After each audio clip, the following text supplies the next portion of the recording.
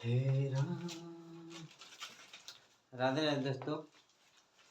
तो आइए आज हम एक बहुत ही बेसिक जानकारी लेकर आए हैं आप सभी के लिए। समय की माप यानी समय के बारे में हमने थोड़ा सा जानकारी करना है कि समय क्या होता है। तो उसी समय के बारे में हम आज कुछ विस्तार से बताएंगे आप सभी को। तो आप सब क्वेश्चन देख सकते हैं, दिया हुआ है सवाल बोर्ड पर दिखाई दे रहा होगा आप सभी को। तो एकदम ये सब बेसिक जानकारी है, ये सब रखना चाहिए जानकारी। ये सब बच्चे से अक्सर पूछा जाता है, कोई भी पूछ सकते हैं, ये सब नॉर्मल सब जानकारी है। तो देखिए क्या कर रहा है सवाल है 30 मिनट। तो 30 मिनट कितने को कहा जाता है जी? 30 मिनट बराबर होता है 30 मिनट बराबर 30 मिनट कितना को कहा जाता है? 30 मिनट को हम आधा घंटा कह सकते हैं। क्या कह सकते हैं?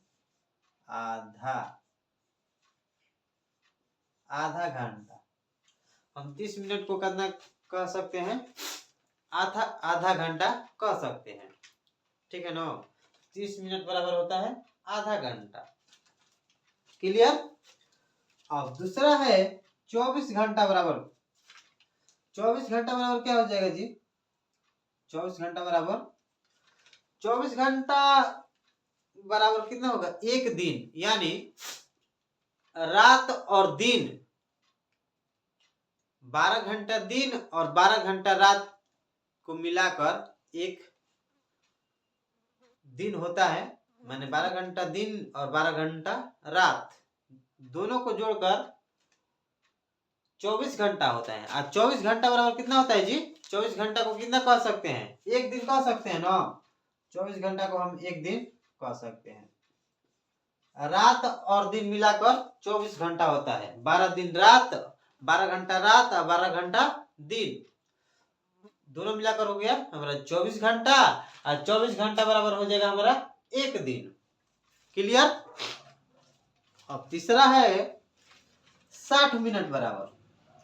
तो 60 मिनट बराबर कितना हो जाएगा जी? 60 मिनट को हम कितना कह सकते हैं? 60 मिनट को हम एक घंटा कह सकते हैं ना। 60 मिनट को हम एक घंटा कहते हैं, ठीक है ना। एक घंटा को हम 60 मिनट भी कह सकते हैं। एक घंटा बराबर 60 मिनट और 60 मिनट बराबर एक घंटा। क्लियर। अगला है 7 दिन। अगला दिया हुआ है 7 दिन बराबर, यानी कि 7 दिन बराबर कितना होगा? तो 7 दिन बराबर कितना हो जाएगा जी? एक सप्ताह। 7 दिन बराबर हो जाएगा आपका एक सप्ताह।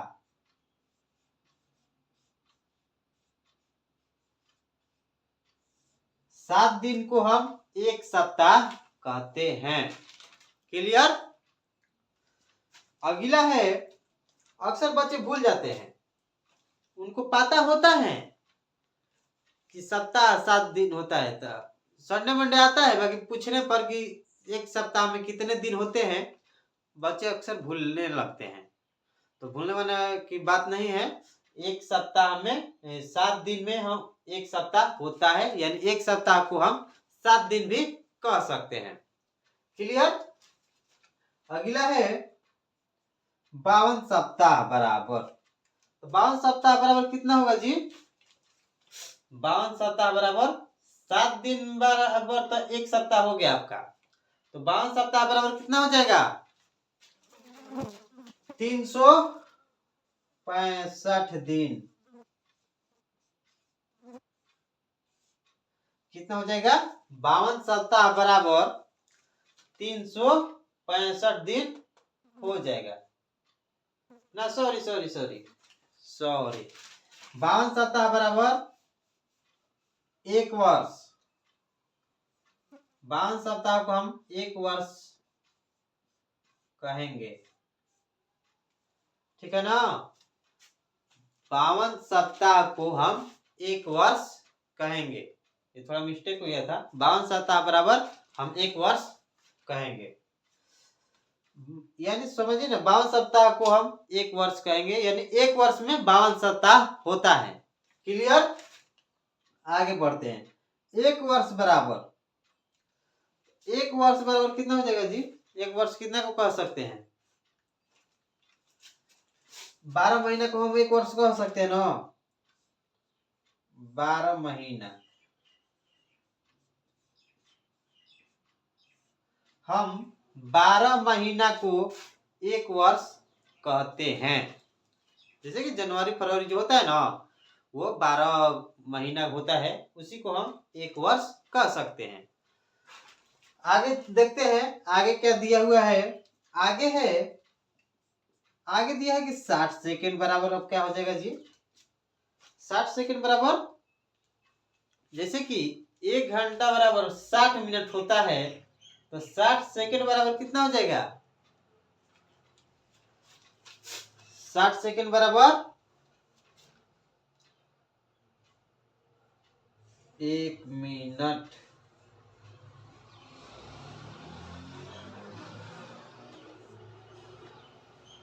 साठ सेकेंड बराबर हम कितना कह सकते हैं? 1 मिनट को हम 60 सेकेंड कह सकते हैं। 60 सेकेंड बराबर 1 मिनट होता है। अगला है 12 महीना। 12 महीना बराबर, तो 12 महीना बराबर कितना हो जाएगा जी? 12 महीना को बराबर हम एक वर्ष कह सकते हैं ना जी। 12 महीना को हम एक वर्ष कह सकते हैं, ठीक है ना। 12 महीना को हम एक वर्ष कहते हैं। क्लियर। अब 9वां सवाल जो दिया है वो लाजवाब सवाल है, आप सब थोड़ा ध्यान से देखिएगा। अब 12 वर्ष बराबर बताइए। 12 महीना बराबर तो एक वर्ष हो गया, ये तो क्लियर है, ये सबको आता है, सबको समझ में आता है कि 12 महीना बराबर एक वर्ष को कहा जाता है। 12 महीना। अब बताइए कि 12 महीना बराबर ना, सॉरी 12 वर्ष बराबर, 12 वर्ष को हम कितना कह सकते हैं? थोड़ा याद है कोई बात पहले के पुरानी बात बताते होंगे कि 12 वर्ष बराबर कितना हो जाएगा? युग।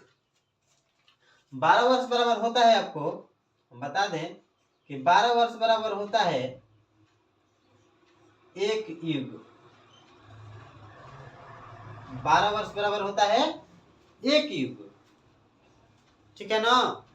जब 12 वर्ष बीत जाएगा ना, तो एक युग खत्म हो जाएगा, जिसको हम युग भी कह सकते हैं। एक युग खत्म हो जाएगा, उसको हम युग लिखा जाता है। तो 12 वर्ष बराबर आपका क्या पता हो गया? आपका एक युग। 12 वर्ष जब बीतेगा, एक युग खत्म हो जाएगा। अब लास्ट है 10वां सवाल। 10वां सवाल लाजवाब सवाल है। अब बताइए, 12 वर्ष बराबर तो एक युग हो गया, तो लास्ट है 100 वर्ष बराबर। तो हम 100 वर्ष को क्या कह सकते हैं? 100 वर्ष बराबर कितना आएगा जी? 100 वर्ष बराबर 12 वर्ष बराबर तो एक युग, तो 100 वर्ष बराबर, तो 100 वर्ष बराबर आपको हो जाएगा एक शताब्दी।